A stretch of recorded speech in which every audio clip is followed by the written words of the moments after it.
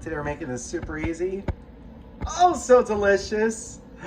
Stuffed portobello mushrooms filled with spinach and garlic and pancetta and sausage. Oh, so good. So good. I'll see how we make it. Just keep watching. Yum. Check out our Facebook page at Poppy's Cucina for a full copy of today's recipe. We'll see you there.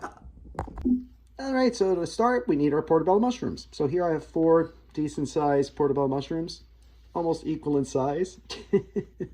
All right, so did you know that portobello mushrooms are native to Italy? The more you know. All right, so the first thing is we're going to do is we're going to clean these up. A lot of people just cook them like this. They're grown in dirt and other gross things, so I don't really like to keep the peel of it. So what I'm going to do is peel the mushrooms. So you just grab it by the edge and you peel it. See, doesn't that look nice? Very easy. This we just throw away or compost. All right, so we're going to prepare the rest of the mushrooms like that. Just like that. Now, I also like to remove the gills, which is the black undercoating. So to remove this, I just use a spoon and you gently scrape the underside just to get it out. Again, totally unnecessary to do this. I just don't really care for it. It's kind of slimy. All right, let's see how nice and easy this is. All right, so now we're going to keep scraping all the rest of these mushrooms, just like that. And now I got them into my baking dish. I drizzle with a little bit of olive oil, little salt, a little granulated garlic, as much or little as you want. And now we're going to pre-bake these in a preheated 350-degree oven, just about 8-10 minutes. You're going to see they're going to wilt a little bit, get a little bit more tender. But yeah, so they'll be nice and fully cooked. All right, so into the oven, we're going to go 350 degrees for about 8 to 10 minutes. So while we're waiting for the mushrooms to cook, in our saute pan, I added the 2 tablespoons of olive oil, along with 4 ounces of diced pancetta. If you don't have pancetta, you can always just use bacon. And I added 1 teaspoon of minced garlic. So now we're going to light this up, and we're going to saute this till the pancetta starts getting a little crispy. A couple minutes. And once some of the fat starts rendering, you can see it's starting to brown up a little bit. We're going to add our diced onions. The onion's going to cook in all that beautiful fat. Yeah. Stir this in quick. In addition, we're going to add our sun-dried tomatoes. About a 1/4 cup. I'm using the one in oil, but you can use regular dried sun-dried tomatoes. And if you don't like sun-dried tomatoes, you can leave them out completely. But, ooh, they've had such a nice flavor. Right, so now we're going to saute this for a few minutes till the onions become a little translucent. You don't want to bite into a crunchy onion. All right, so, it smells so good already. Nice. And after a couple minutes, you'll see the onions are starting to cook nicely. Look at the colors of this. Isn't that beautiful? So now we're going to add our spinach. So we're going to add about 3 cups of fresh spinach. If you want to use frozen, you just want to use about a cup. But this fresh spinach is really going to take it over the top. That's about 3 cups. All right, so now we're just going to cook this in until the spinach is all nice and wilted. And I can see you're using the frozen. You're going to cook it until your spinach is all nice and thawed and all your ingredients are beautifully mixed together. See how pretty this is? Maybe lower the heat a little bit. So this happens pretty quick. So we're going to keep sauteing this. And once the spinach is wilted, we're going to add our diced cooked sausage.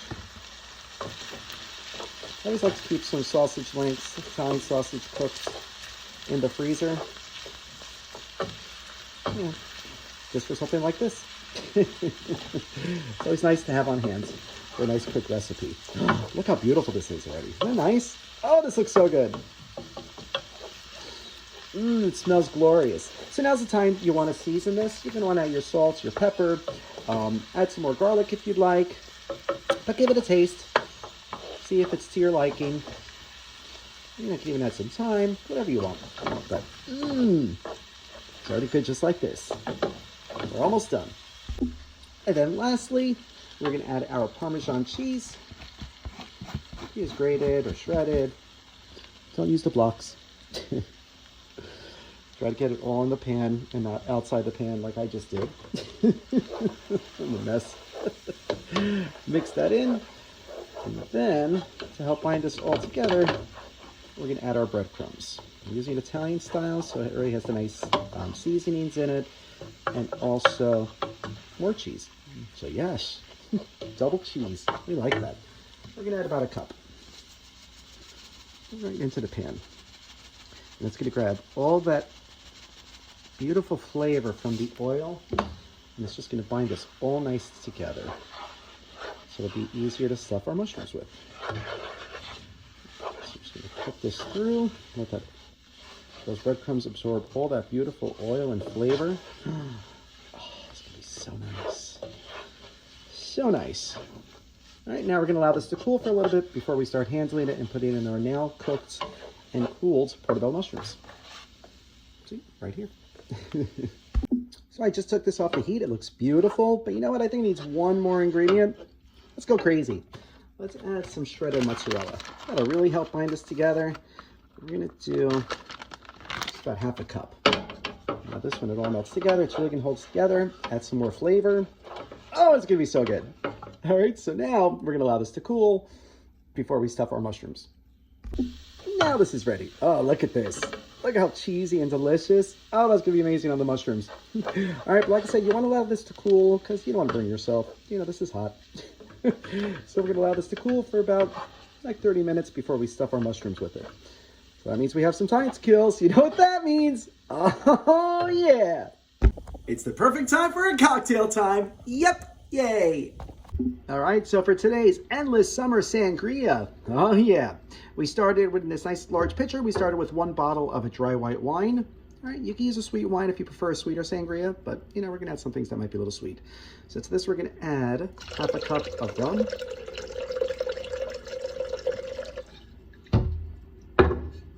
2 ounces of limoncello to really brighten this up a bit. Ah, nice. 2 ounces of peach schnapps. Hence the summer thing. A little more. There we go. 1 ounce of orange liqueur, like triple sec or Grand Marnier.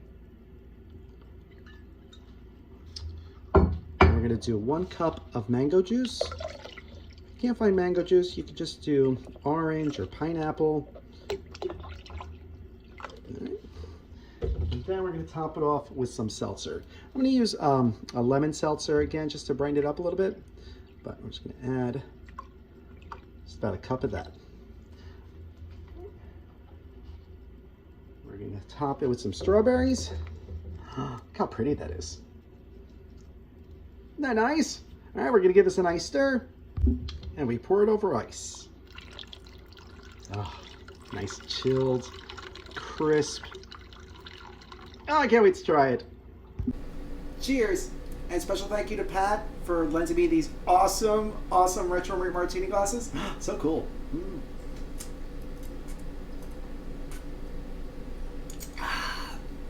Oh, it tastes like summer. Lemony, peachy, mangoes.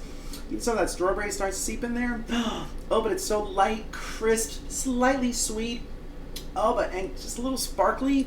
Oh, this is so good. Such a great summer cocktail, or anytime.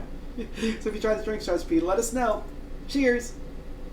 So we've allowed our meat mixture and vegetables and everything to cool. So now we're just gonna make a giant meatball with it. Mix it together.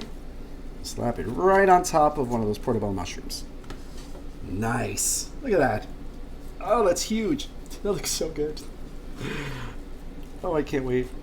And if it crumbs off the side, so what? Just keep drinking. So we'll stuff the rest of them just like that. And now back into the oven. Hopefully you didn't shut it off after you were cooking these, like I did. So I have to wait till it heats up again. So we're just going to throw this back into the 350 degree oven just for about 15-20 minutes, just till everything is nice and heated through. Maybe a little crispy on the top. Oh, it's going to be amazing. I can't wait. All right, so back into the oven it's going to go. So 18 minutes later, we pulled these out of the oven. Look at them. Crispy, cheesy. Oh, they look amazing. We're going to allow these to cool for a few minutes before I give them a try. Oh, I can't wait. I can't wait. Bon appetit. Mmm. These are amazing. The sausage, the pancetta, the sweetness from the sun-dried tomatoes, the spinach, the garlic, and the mushrooms. These are absolutely divine. They are so good, so easy to make, ridiculously easy to make. Perfect as an appetizer, an entree, as a snack, whatever you want. These are amazing. You have to try this recipe. So if you're gonna try it, let us know. Thank you so much for watching. If you like this video, be sure to subscribe to our YouTube channel at Poppy's Cucina. Thanks! All right, so for today's endless summer sangria. So good.